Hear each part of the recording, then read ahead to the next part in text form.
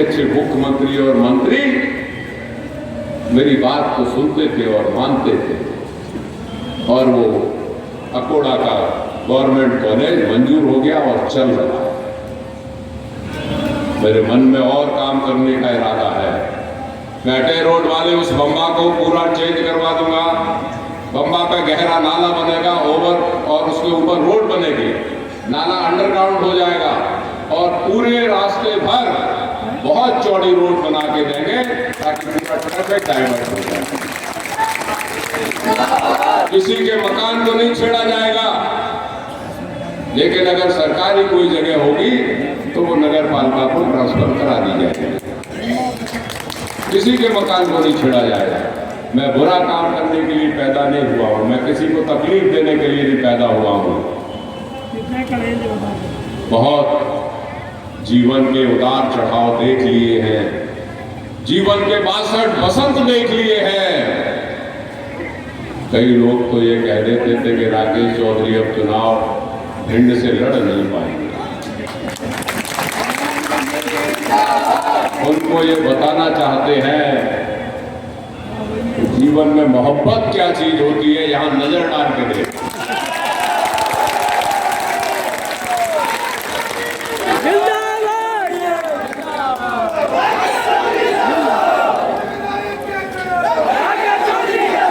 कांग्रेस की सरकार मध्य प्रदेश में बनने जा रही है।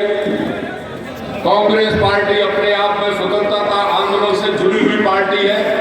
देश की आजादी में अगर किसी ने अपनी जान गंवाई तो वो कांग्रेस के लोग थे।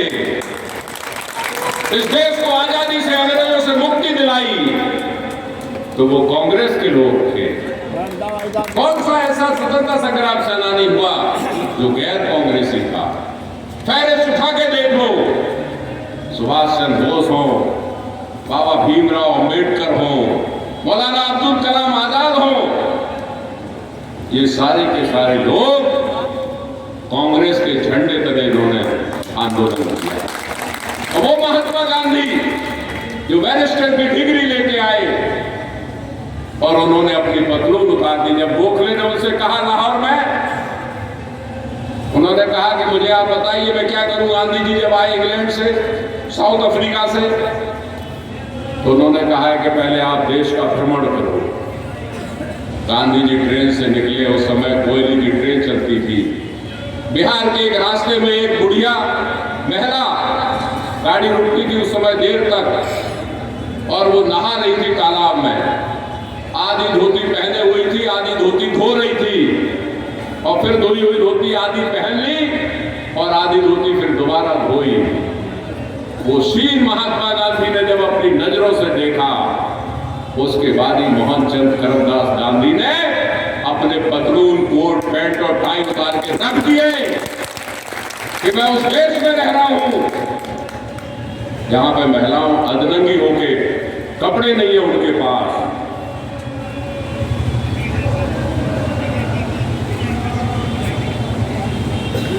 कपड़े नहीं थे उनके पास। महात्मा गांधी ने एक धोती में जीवन काटा, एक धोती से आंदोलन किया,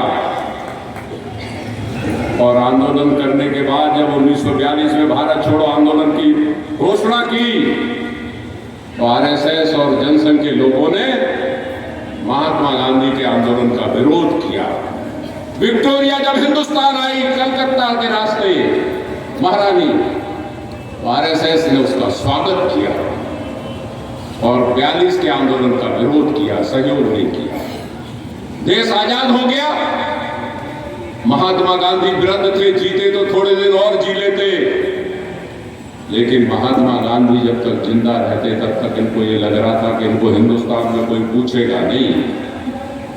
तो अंत क्या हुआ कि महात्मा गांधी जैसे बुजुर्ग आदमी को भी कैसे मार दिया? गोली मार दी। गोली से।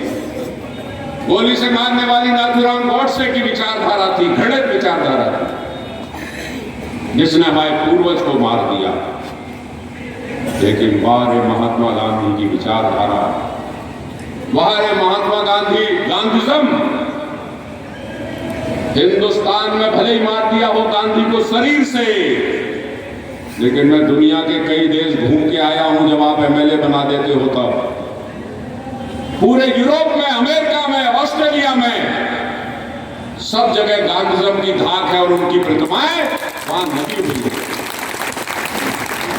दूसरी विचारधारा इनको खटकती है बाबा साहब भीमराव अम्बेडकर की। मुझे कोई ये बताए कि संविधान एक जात के लिए है क्या? एक जात के लिए संविधान बनाए क्या? नहीं। संविधान हमारे लिए भी उतना पवित्र और उतना आदरणीय, उतना ही सम्मान का द्योतक है।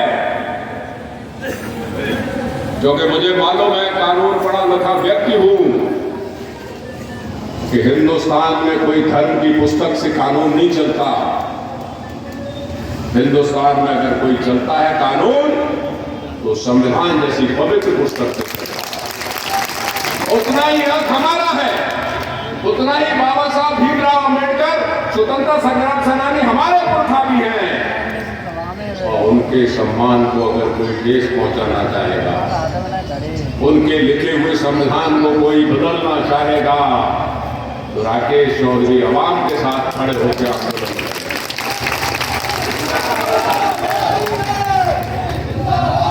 इसलिए बहुत ज्यादा नहीं बोलना चाहता।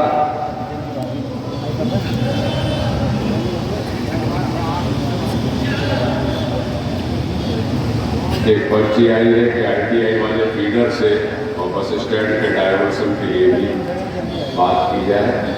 मैं इस पर भी प्रयास करूंगा, लेकिन मैं ये कहना चाहता हूं कि जिन लोगों ने गांधी को मारा, जो संविधान को खत्म करना चाहते हैं, जो धार्मिक स्थलों के खिलाफ पड़े हुए हैं, जैन समाज के बड़े बड़े जितने धार्मिक स्थल उसके पीछे पड़ गई है भाजपा। मुनियों को अपने मुख से बोलना पड़ रहा है, मुनियों को उपवास करना पड़ रहा है। और तो और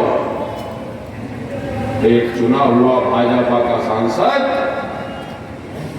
किसी मुनियों से ये कहता है कि अगर इस मंदिर की पहाड़ी पे अगर आओगे तो तुम्हारे सर कलम कर दिए जाएंगे। कहां चली गई भाजपा? कहां चले गए उसके नेता? वो सांसद अभी है सांसद, वो अभी बीजेपी में है। अगर तुम में जरा भी गैरत होती, जरा भी तुम्हारे अंदर जहनियत होती, तो सांसद को इस्तीफा दिलवा के उसको भाजपा से निकाल देते। जो धर्म के मुनियों के खिलाफ बोले, एक तरफ तो आप मंदिर की बात करते हो, लेकिन जनता जान रही है। मैं कई बार कह देता हूं कि आरएसएस का प्रचारक कभी मंदिर नहीं जाता, और ना आरएसएस के कार्यालय में कभी भगवान की तस्वीर मिलेगी, ना हनुमान जी की, ना शंकर जी की। ये मैं देख चुका हूं। इनकी विचारधारा हिटलरी विचारधारा है, बीजेपी की विचारधारा मुसोलिनी की विचारधारा है। जब देश के किसान 1 साल तक आंदोलन करते रहे हरियाणा और पंजाब के, वहीं पे खाना, वहीं पे रहना, वही आंदोलन, तो दिल्ली की सरकार ने, और ये कृषि मंत्री थे श्रीमान, अभी वहां उतर आए दिल्ली में, बड़े बड़े कीले गड़वा दिए रोड पे, लाइट बंद करवा दें, पानी बंद, अखबारों ने किसानों की खबरें निकला बंद कर दी। और घृणित लोगों ने, मीडिया के सारे समूह, चाहे उनके अडानी हो चाहे अंबानी हो, वो सब धनाढ़ लोगों से सारे मीडिया के समूह खरीदवा लिए। एक एनडीटीवी देखने का मन होता था, रवीश कुमार को सुनने की इच्छा रहती थी, लेकिन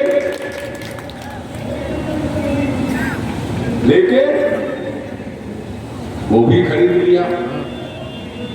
मेरे पास पर्ची एक आ रही है कि श्रीमान जी कुछ वर्तमान विधायक बहुजन समाज पार्टी, इनके बारे में तो बोलो, समय है। ओके।